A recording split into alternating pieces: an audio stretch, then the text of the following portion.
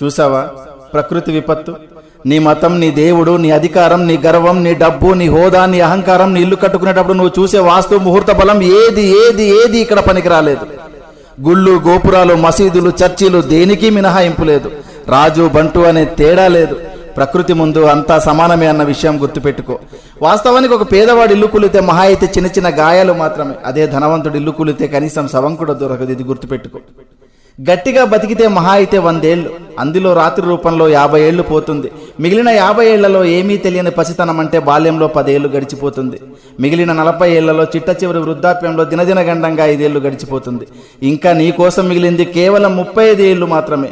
ఈ 35 ఏళ్లలోనే నీ చదువు, నీ సంపాదన, నీ కుటుంబ బాధ్యత, బంధాలు, బంధుత్వాలు అన్నీ చూసుకోవాలి.